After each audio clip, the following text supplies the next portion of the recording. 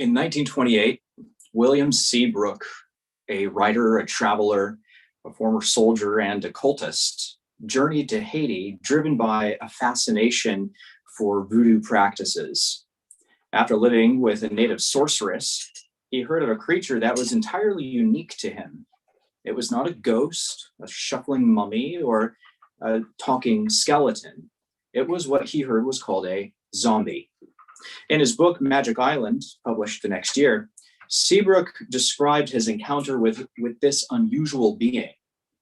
It seemed, he said, that while the zombie came from the grave, it was not a ghost, nor yet a person who had been raised like Lazarus from the dead. The zombie, they say, is a soulless human corpse, still dead, but taken from the grave and endowed by sorcery with a mechanical semblance of life.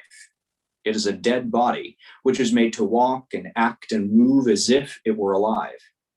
People who have the power to do this go to a fresh grave, dig up the body before it has time to rot, galvanize it into movement, and then make of it a servant or a slave. Seabrook's description was instrumental in propelling the idea of a zombie from its native country in Haiti to what eventually became international stardom.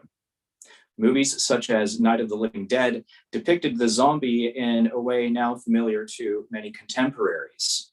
It's undead, but insatiably ravenous. It's mentally empty, a monster that transforms ordinary people into zombies themselves with its chomping bite. Of course, there are also vampires. Perhaps most famously, there's Count Dracula, which was described by Bram Stoker. In the voice of the narrator, we hear of Dracula as the following. The narrator says, "Never did I imagine such wrath and fury, even to the demons of the pit. His eyes were positively blazing. This red light in them was lurid, as if the flames of hellfire blazed behind them. His face was deathly pale, and the lines of it were like drawn wires. He had thick eyebrows over what seemed to be hot metal of his face. With a fierce sweep of his arm, Dracula hurled women from him, and he beat them back. It was this imperious gesture that I had seen before." So more sophisticated than zombies, vampires are suave, smooth, seductive, conscious in their desire to transform a human being into themselves by taking their blood. Now, not a fan of zombie or vampire fiction myself. I find those things rather distasteful, if you forgive the pun. Nevertheless, I think that these stories and the creatures help us to understand better the nature of the resurrection, because through them we can consider Christ's resurrection from the dead. Now, one of the most thorough contemporary scholarly examples of an exposition on the resurrection, the scholar Michael Licona says, while nearly every scholar in the world agrees that Jesus was executed by the Romans, it is what happened after he was removed from the cross that has been the subject of more than 3,400 books and articles written in the past 35 years. And that's just the past 35 years. Now, I would argue that it's important for Christians to investigate the veracity of the resurrection for a number of reasons. First, because the resurrection is the center of our faith. Christ was not just a good man. He was a man so good that death couldn't hold him and evil couldn't stop him. However, St. Paul says our faith is in vain if we do not believe that Christ rose from the dead. And so, if Christ didn't rise from the dead, our faith is vain. Secondly, if Christ is not raised from the dead, then Christians are fools. And not only fools, in a way, we're liars. Every Sunday at Mass, we recite the Creed. And in that Creed, we say, I believe in one Lord Jesus Christ. For our sake, he was crucified under Pontius Pilate. He suffered death and was buried and rose again on the third day. Now, a person who says that but does not believe it is a liar. And so if we proclaim the resurrection of Christ and he didn't rise from the dead, or if we don't believe that actually happened, then we're both fools and liars. We're bearing false witness. But it gets worse. If Christ is not raised from the dead, then all of us are incurably wicked. Oh, you might do a good deed from time to time. You might seem to be a good apple. But without Christ to save you, your life is lost. A man cannot save himself any more than a rotten apple can make itself fresh by its own action. Only God can reverse the course of corrupted nature. Only someone who has overcome death can himself overcome death in us. So consequently, without Christ's resurrection, we are entirely without hope.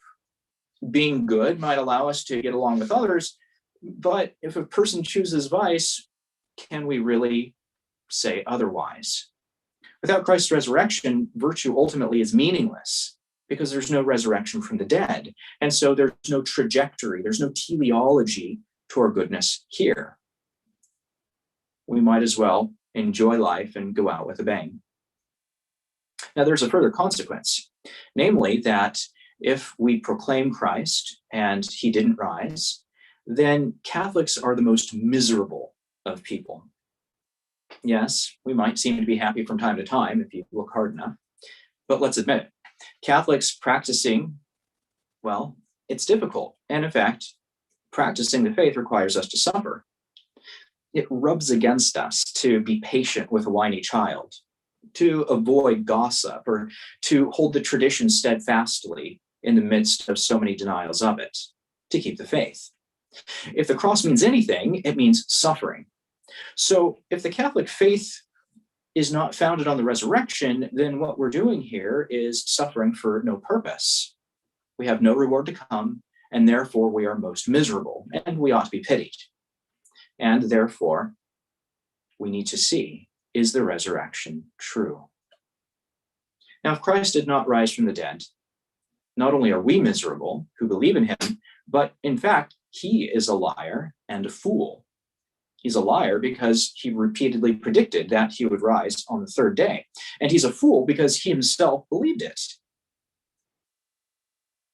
Now, it's important, I would say, not only for Catholics to think about the resurrection, but also for non-Catholics, non-Christians. Because if Christ did rise from the dead, then faith is useful. Faith is reasonable. Faith is good. And likewise, if Christ rose from the dead, then we start to learn about the true nature of divine power, about our destiny, and about our combat with good and evil. So here I'm going to try to answer two questions. They're simple, don't worry. The first is, what do we mean when we say that Christ was raised from the dead? And the second is, did he rise from the dead? All right, so first, what do we mean when we talk about the resurrection of Christ? Now, it seems to me that we can go about this in two ways. We can either try to simply repeat what Scripture says within its own description of Christ rising from the dead and try to elaborate a kind of theology that way, or we can say what the resurrection is not. And I'll take the second way, because I think that helps us to clarify, perhaps more clearly, what we mean.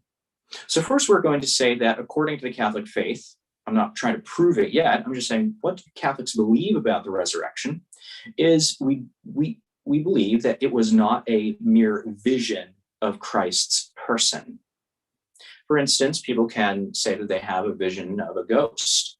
I remember I visited a house once, and they asked me to bless the house, these people who were hardly practicing at all. And they had said that a man there had died in a fire under suspicious circumstances. His wife hadn't died, and she was right next to him. And later on, there were all sorts of, they said, hauntings in the house. Now, this woman who lived there, she said that she saw a shadow. It looked like a shape of the fellow. This is not what we mean by Christ's resurrection. We don't mean some sort of vague encounter with this shadowy figure. The apostles said that he rose from the dead, and therefore they're not speaking about some sort of mere vision. They're saying this is true reality, Christ himself. The resurrection also wasn't a recreation, as if Christ went out of existence and then was recreated entirely out of nothing. Now, we know that each human at some point did not exist. This is the Catholic faith.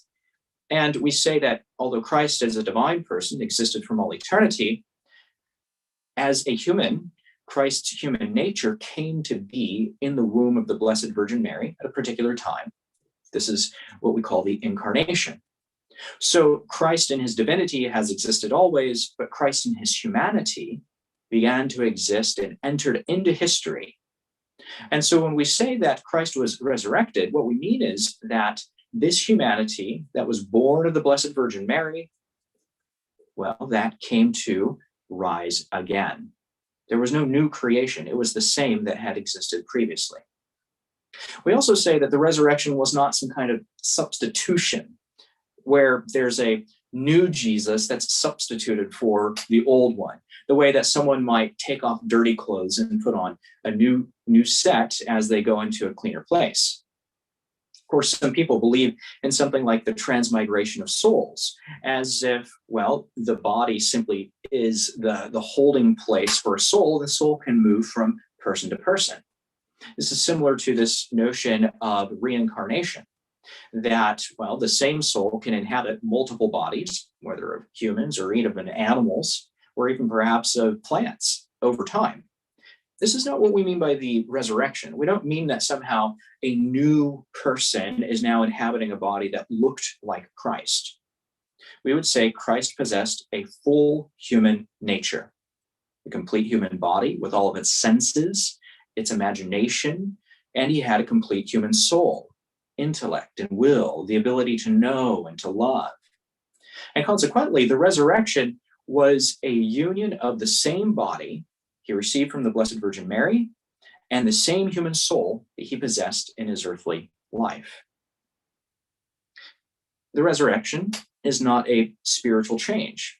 Some modern thinkers have proposed that perhaps when the disciples spoke of the resurrection, they meant the way a person may rise to a higher state of being, such as when a person changes from a state of mortal sin to a state of having grace, or from lesser perfection to greater perfection. And so some people propose that the resurrection was simply this deeper expression of Christ's new apprehension of divinity.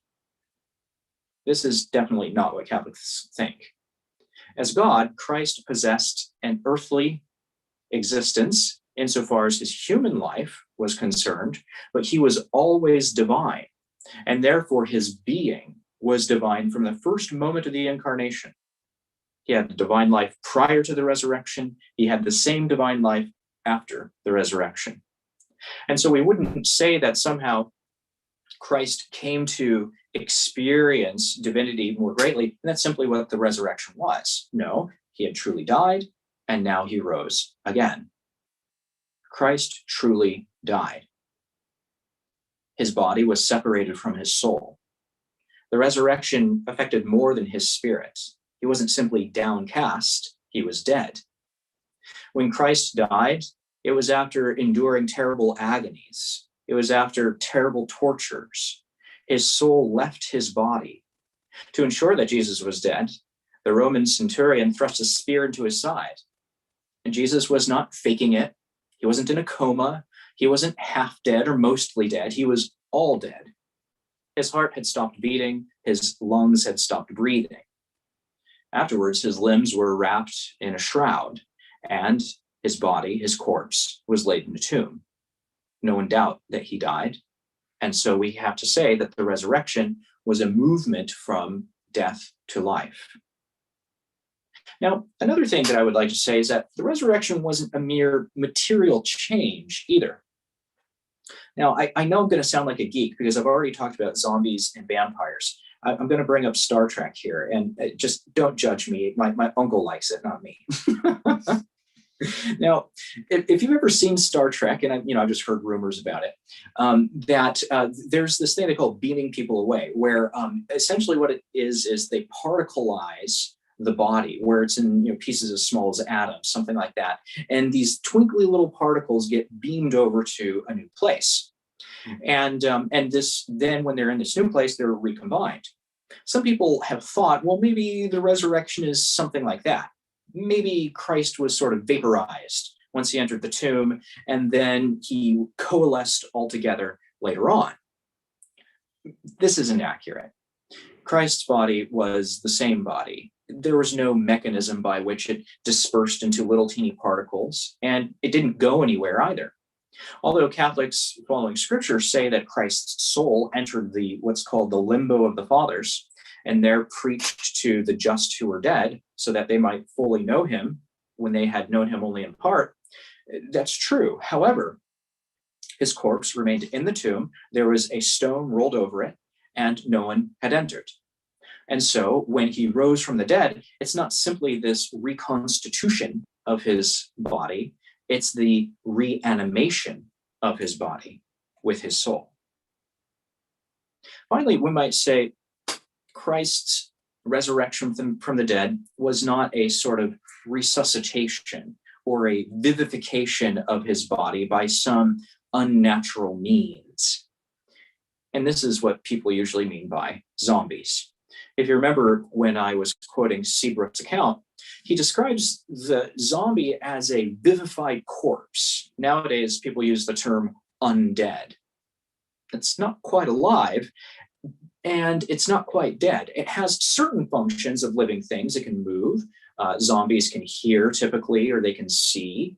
But there's clearly something lacking in the zombie's humanity. Notice that zombies don't have sort of an intellectual life. Zombies don't have an emotional life.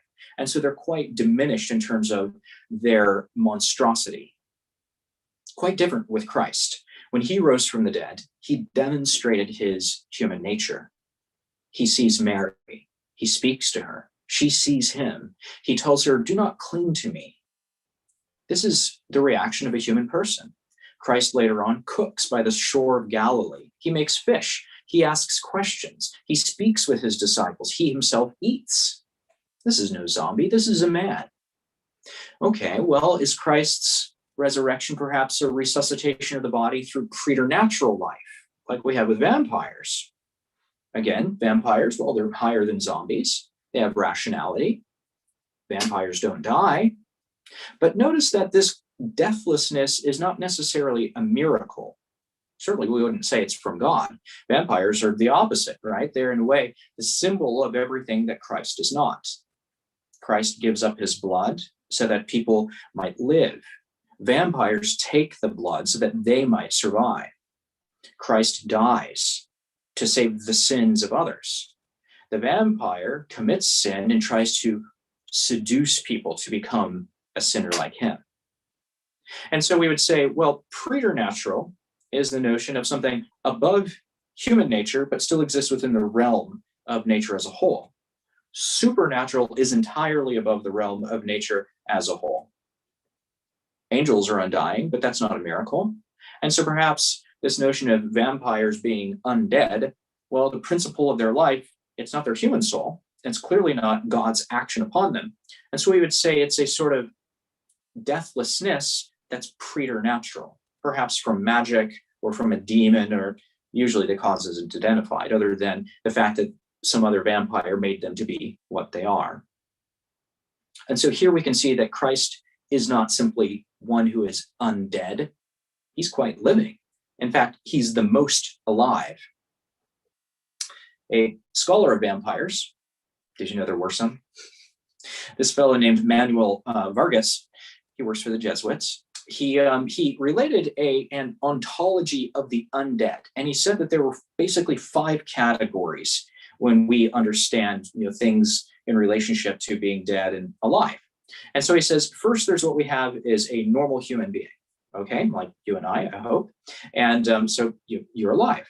Then he says there's something like vampires, which on the scale they're a little less alive than human beings. Because, for instance, they don't have all human functions. Vampires can't reproduce. That's very interesting. Instead, they have to, chomp into somebody's neck. That's what makes vampires reproduce. Okay, so vampires are lacking something even in basic humanity. And then we have zombies. And of course, zombies have even less than vampires. Then he says there's people who have died and stay dead, but could be made undead. This is what we'd call a fresh corpse. And then finally, there's this last category, which he says are vampires which have been dead, and then they became a vampire, but then they've been dead again, and they're not coming back. So for instance, they've been killed with a stake in their heart or a silver bullet or whatever it is that really kills vampires. All the stories have different ways of trying to solve that problem. Now, in light of the resurrection, the first thing we have to notice is that this is an incomplete ontology, because there are all sorts of other ways that, or two major ways that things can exist outside of these five categories. So first, let's consider one more category all the way to the other side. And this is the dead and fully corrupted body. You notice that when things become vampires or zombies, their body can only reach a certain level of decay before they can be revived. Clearly, nobody's becoming a vampire after having become dust. And likewise with zombies. So it has to be a fresh corpse. That's fairly significant. Okay, so there's a sixth category that Vargas didn't consider, which is, a dead body in this rotting state. And then on the other hand, there's this other category, which is Christ. And Christ isn't simply alive the way human being is, in this natural state. He has human life, absolutely true, but this life is a higher state. And here Aquinas' explanation of the Apostles' Creed in chapter 5 helps us to understand the difference between Christ's resurrection in life and this sort of undead state of these other creatures. So first he says Christ's resurrection differs from all others. I have to just say, of course, Aquinas wasn't talking about vampires or zombies. That could have been interesting, but that's for us to do. So he's just talking about stories of resurrection otherwise. He says it's different from all the other stories, or it's a different kind of resurrection than the others. First, because Christ's resurrection is an account of divine power, and it's Christ's own divine power. In contrast, zombies, become what they are, sometimes through natural power, such as through a virus, like we might see in the movie 28 Days Later, or maybe it's a bioweapons program gone awry, such as we see, in the zombie survival guide, something like that. Or sometimes things are made undead, as I already pointed out, like the vampires with a preternatural power, or maybe through a magician's curse. It makes the mummy rise and then walk away.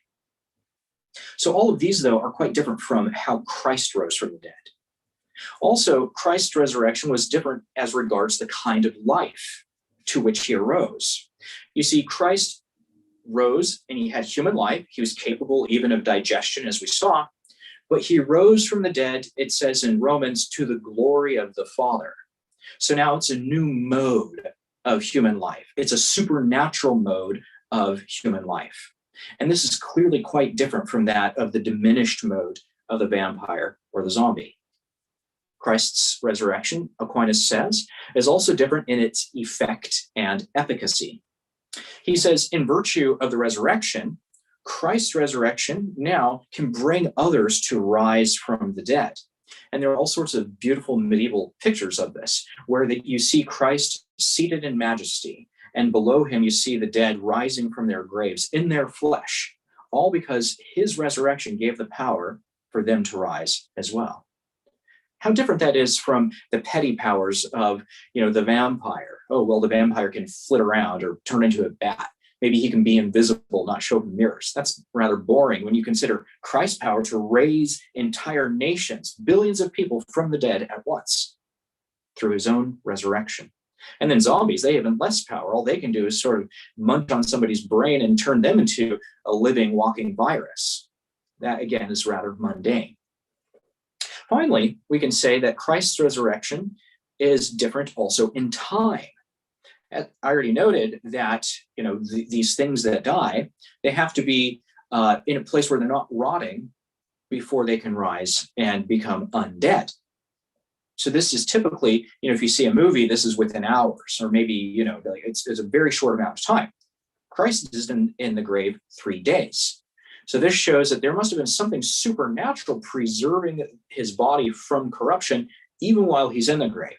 And Aquinas explains that this supernatural preservation of Christ's body is also a sign of his divinity, because having been joined to the divine person of the Son of the Father, Christ's body now became theandric. Everything that Christ's body did somehow expressed and participated in the divine life. What a beautiful thing. So we can see then that the ontology of the resurrection is quite different from the ontologies of all these other ways of becoming undead. But now we come to our second question. That's a nice way of expressing it, but is it true? Did Christ rise from the dead? Well, here, first we can start by noticing when Aquinas explains whether or not Christ rose from the dead, he says that we have to understand the nature of proof. And he says that essentially Christ provided what he called argumenta to manifest the truth of his human nature and to show others that he had risen from the dead. Now, the Latin term argumenta doesn't mean an argument per se. It also doesn't mean proof necessarily, because Aquinas is certainly not saying that we can prove by natural reason that Christ rose from the dead. Rather, he's saying that inductively, Christ provided sufficient evidence whereby, once it was seen by the apostles and the others who witnessed Christ after his resurrection, that these argumenta, these evidences, these, as it were, manifestations, were sufficient for them to grasp the truth of the resurrection. So, to put it another way, Christ's resurrection from the dead cannot be proved by deductive arguments from reason alone, as if somehow the nature of things will lead us to logically conclude that the resurrection of Christ must have taken place and could not have been otherwise. We can't prove the resurrection, for instance, by merely natural means. No biological necessity tells us that Christ rose from the dead.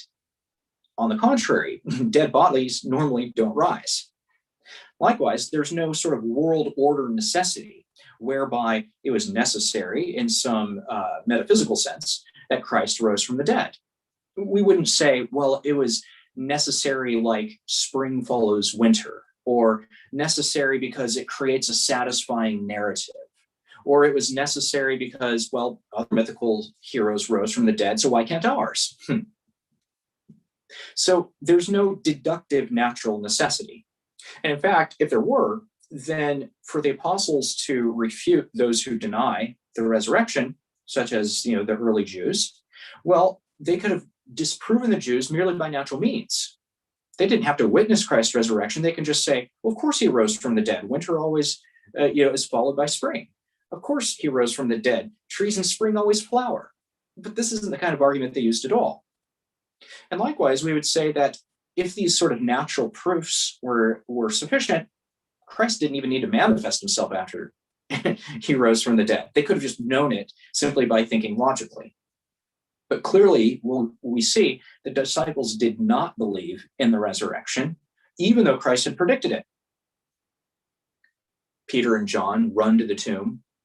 There's John, faster, lighter, smaller, more loving. He's younger. He gets there fast. There's Peter, heavy, older. He was married. And he gets there and he slows down. And then John waits for him. And they see there the cloth in the tomb and something else rolled up to the side. And it says in the Gospel of John, they did not yet know that Christ had to rise from the dead. They were just seeing the initial evidence of the resurrection. And even then they didn't believe. So there's no natural proof that's going to bring us to this place whereby we can hold firm and hold fast within our minds the truth of the resurrection. There's something more than nature that's happening here. Nevertheless, we do want to say that for Christ to rise from the dead is fitting. This is a term used all throughout Aquinas' works. Conveniencia. This is something that means that it's fitting, and we can say in Old English, it behooves Christ to have risen from the dead. The Greek word, when speaking of this in Luke 24:46, it uses the word idea, meaning it would have been ideal, or it would have been, as it were, fitting within God's overall plan for Christ to rise from the dead. It was right and proper. And so we can say that there's a kind of necessity established by the decree of God, whereby his purpose for the salvation of men is worked through Christ. And so when Christ rises from the dead, we start to see the unfolding of Christ's own work on behalf of the Father, of the Father's providential love for the universe. Aquinas, in speaking about the fittingness of things in the life of Christ, he begins by talking about the Incarnation. And he says that because God is good, God's goodness wants to manifest itself in the greatest way, which means that God wants to save us in the best way possible. And that best way is the Incarnation. And so it's fitting that God should become incarnate, even though nothing could compel him to do so. He did so out of his love. And likewise, we can make a similar argument with respect to the resurrection. We can say, no creature reality could compel God to resurrect Christ. And there's no merely creature power that could bring about the resurrection. But given the Incarnation, given the passion and death of Christ, it was, as it were, necessary secundum quid, that he should also rise from the dead, because this manifests God's best purposes, and it accomplishes them in the highest way.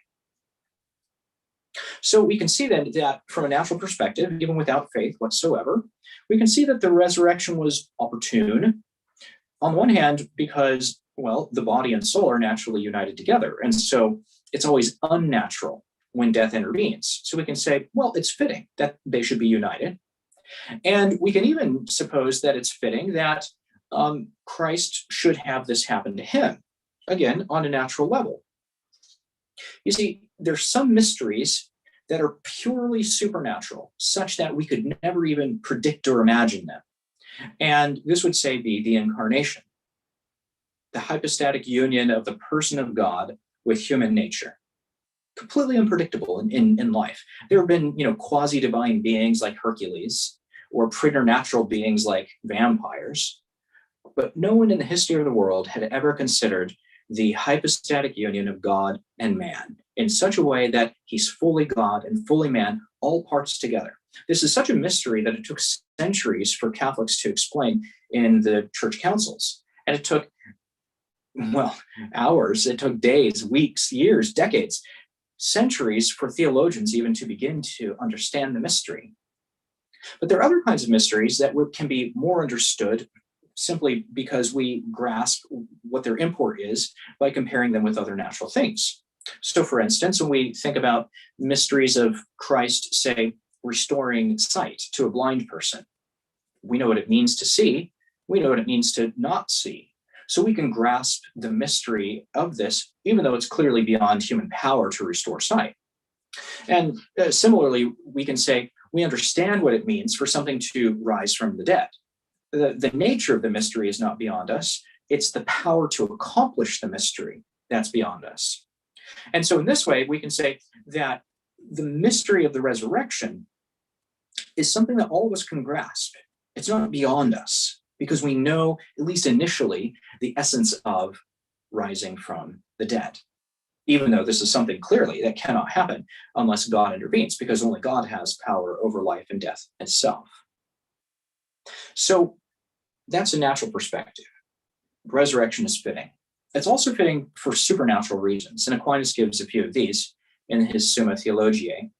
And he says, first, the resurrection would manifest God's justice, because God rewards those who are humble of heart. Christ was humble. The resurrection would instruct our faith, because it helped us to believe in Christ's divinity. The resurrection lifts up our hope, because now we believe that there's meaning to life. The resurrection would inform our own lives, show us how we should live and die so as to rise again. And finally, the resurrection completes the work of salvation. It completes Christ's own prophecies, showing that he tells the truth, and it completes the beginnings of the salvation, which, began from the very, very time when Adam and Eve fell away. Okay, so now we have the fittingness, but how about the truth of the thing? You see, we're going to make it really precise here. Granted that the resurrection was fitting, that in itself does not prove that it happened.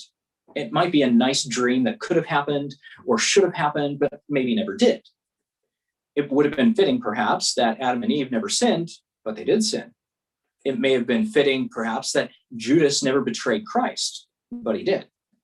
And so simply to say that the resurrection was fitting is not to give a proof that he rose from the dead.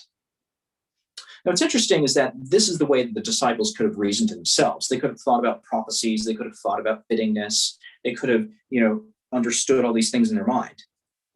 But how did they come to believe themselves? How did they believe that the resurrection indeed took place? Well, okay, it can't be proved by natural reasoning, but it can, in a certain way, be manifested through, as I've already said, inductive manifestations. How did they come to believe? Well, piecemeal, bit by bit.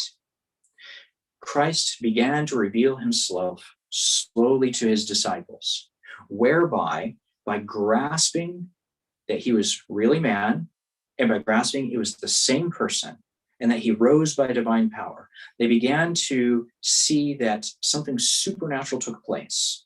They began to see that there's a miracle before their eyes. And so the incarnation and the resurrection, as it were, formed a chiasmus in historical time, helping them to see God's work in salvation. You see, there has to be an epistemological foundation to believe in the resurrection at all. We have to recognize that for the early disciples, their Jewish faith provided this epistemological framework by which they could even interpret the signs of the resurrection accurately. They did not believe it was some deceptive illusion or some fiction. Rather, they had a series of beliefs that helped them to grasp, first, that there was a possibility of miracles. They recognized a possibility that God can act in the world in a way above nature. They believe that God indeed at times does so. And in fact, that the circumstances surrounding Christ's death would not exclude the possibility of a miracle. And so this is the first step in their own epistemological thinking. Next, their Jewish faith helped them to grasp Christ's own work prior to the resurrection. You see, with this understanding of the Torah, they saw that God had indeed worked in the world to help the Hebrew people, that through his servant Moses, he had brought upon Pharaoh 10 plagues. He had split the Red Sea. He had made water come from the rock, and so on. And so when they meet Christ and they see him, they start to then recognize that God not only had worked through Moses, that he was working through Jesus. You see, Christ himself had multiplied loaves. He had walked on water. He had read men's minds. Christ rose others from the dead, Lazarus among them, manifesting that he had power over death itself. And so all of this provided for them the foundations by which, once they saw Christ in the flesh, they were able to have faith that this was truly him, that he had the power to do so. It was reasonable to believe this. When Christ brought Lazarus back from the dead, he wasn't performing some kind of voodoo, magical, mystery, sorcery trick. He did not impart to them a sort of living death as a vampire might. When Christ rose Lazarus from the dead, he rather gave him back his full human life that he had lived before. And so, now that Christ himself rose from the dead, he manifested to his disciples all the various ways in which human beings have life. This is fascinating. Aquinas is quite insightful here. He says, for instance, that Christ showed that he was a true solid body. He said, "Touch my wounds." The women grasped his feet. He showed that his body was a human body. He had the same features that he had before. In fact, even so much that he had the same scars. Christ had the identically same body as he had when he was walking throughout this entire life. "See my hands and see that it is I myself," he told them. And he showed that he had risen from the dead through his entire human life, not just a partial human life. He had nutritive life. He ate and drank. Unlike vampires who can only benefit from blood, or zombies who really can't benefit from much at all, Christ actually could eat even ordinary food. He's eating fish. Christ showed the powers of his sensitive life, his sensory life. He greeted them, he spoke with them, he saw them, showing that in seeing and hearing, he has this level of life present as well. Christ also showed his intellectual life. He conversed with them. He explained to them scriptures. He used parables as he had before. And finally, Christ also showed his divine life. He worked a miracle. He helped his disciples to catch a great load of fish. And the other miracle, him ascending into heaven, showed that he truly was divine. So in the resurrection, then, Christ provided all of the necessary elements for one to put them all together and to see, as it were, inductively, he truly is risen from the dead. And this is truly him, body and soul, divinity as well, before us, my Lord and my God. So it is reasonable for the disciples to believe in the resurrection. But is it reasonable for us? Well, first, let's consider very briefly the fact that the disciples themselves had gone from a state of unbelief and cowardice to a state of boldness and firm belief. At the time Christ was apprehended in the garden, they all fled. At the time of his crucifixion, one was underneath the cross. And yet soon after Christ had risen from the dead, they were preaching, they were willing to suffer and die, even by the very people who had killed Christ. There's nothing that could explain that on a natural level. Psychologically speaking, someone who goes from being a coward to being confident, someone who has this strength of will, can't do so simply because their master had maybe been in a drunken swoon, or he's living a sort of a half-life like a zombie or vampire. They're not worshiping some sick man or some partial man. They're worshiping the full man. And this restoration from the dead gave them confidence in their own ability to face the difficulties that they encountered. Christ came to life physically. That was the good news. Their good news that they preached wasn't love your neighbor. It was something new that had not happened before. Christ is risen from the dead. We can also consider the reaction of those who had rejected Christ as Savior. After Christ had risen Lazarus from the dead, what's interesting is that there were so many Jews that came to see Lazarus, he was kind of a spectacle to them, that the Pharisees, they decided that they couldn't deny that Lazarus had risen from the dead. And so I think it's one of the most ironic lines in the gospel, it says that they sought to kill him. Oh, you rose from the dead? We're going to kill you because too many people are believing in Jesus because of you. So think about the same attitude of the Pharisees after the resurrection. They can't produce the body of Jesus. I'm sure they would have loved to. They can't, as it were, go on a searching hunt. They don't even suggest hunting for the real body of Jesus. Instead, they bribed some guards to say that his body was stolen. They never propose where the body is. And so what's interesting then is that after the disciples start to preach boldly, all they can do is attack the disciples. It's a purely violent, irrational response to the resurrection. The fact that they resisted rather than refuted the disciples' claims speaks for the reality of the resurrection. And finally, the growth of the early church is itself something of a witness to the resurrection, because the early church consisted largely of Jews who had converted to believe that Jesus was the Messiah. And notice what they did. They proclaimed his resurrection. They prayed to Jesus. They baptized in his name. They claimed that he was exalted at God's right hand. They called him Lord and Christ, the very thing that was called blasphemous by the Jewish high priest at Jesus' trial. The first Christians, well, they didn't even have enough time to really establish themselves, and they were starting to get martyred. And yet, nevertheless, they grew in number. And we can say that only the encounter with the risen Christ would have been sufficient for these converted Jews to have believed in him at all. It's an extraordinary thing. And the conversion of Paul is chief among those signs of the resurrection. How can a man like Paul go from persecuting Christians to believing in the resurrected Christ? There's something supernatural here. What was it that gave these Christians such strength, such peace, such undeterred courage, despite all tortures? By what power did Christians spread through the empire, which was so powerful and so overwhelmingly evil? Why were they so heroic, so undeterred, despite temptation and agony and darkness?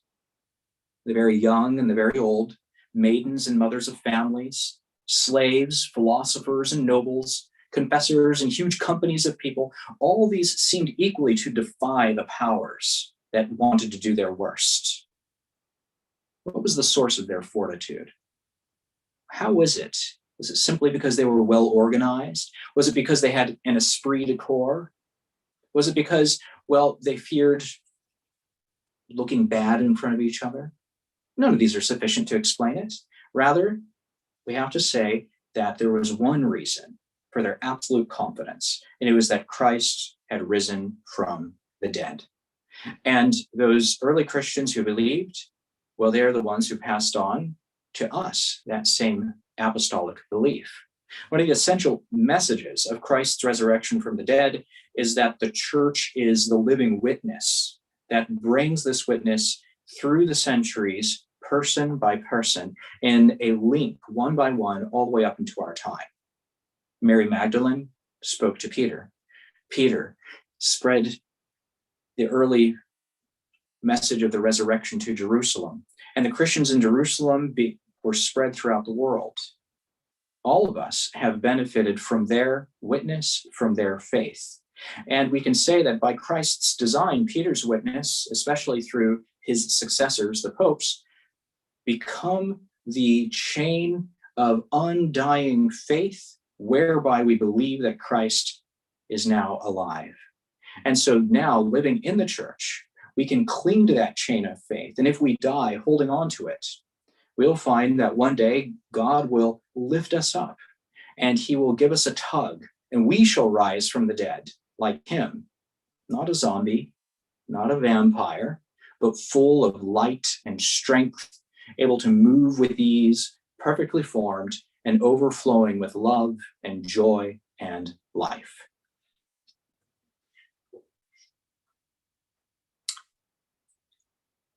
And so now, we don't have any questions yet, so if anyone would like to ask questions. Yeah, if anyone would like to ask questions, then you're welcome. Let me see if I can. Uh-oh. How do I?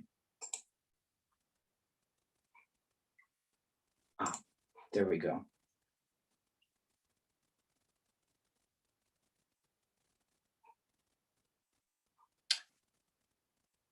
All right. Well, if there are no questions, then we thank you for joining us, and we look forward to seeing you at oh, we have one. Okay, from Father Ed. Yeah, good to see you. Hi, Father.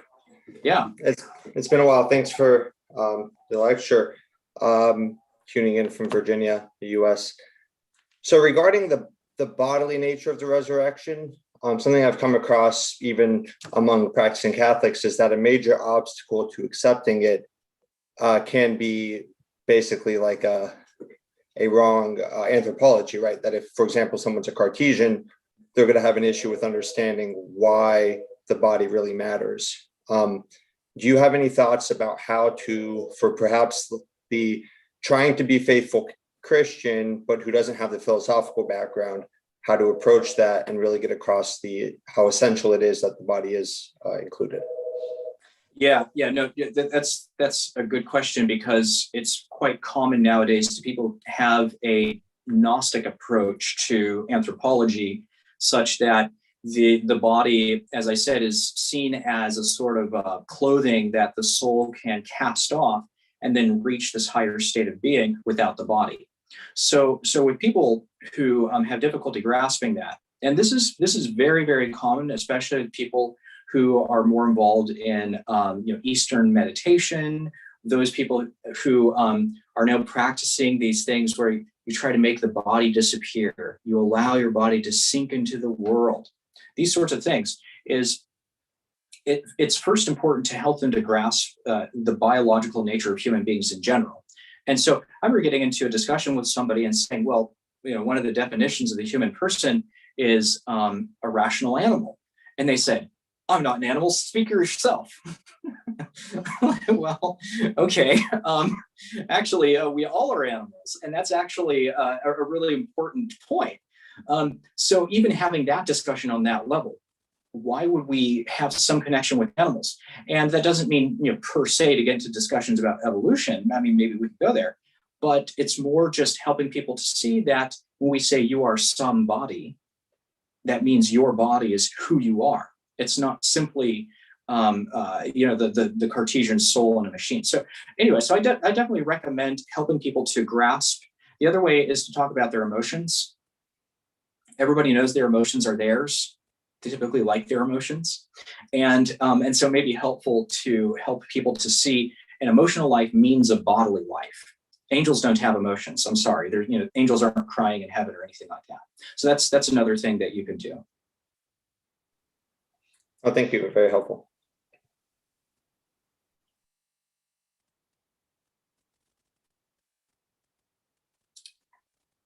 Are there any other questions? All right. Well, thanks again, everybody, for joining us. And we look forward to seeing you again. And so God bless you. And we wish you a good evening.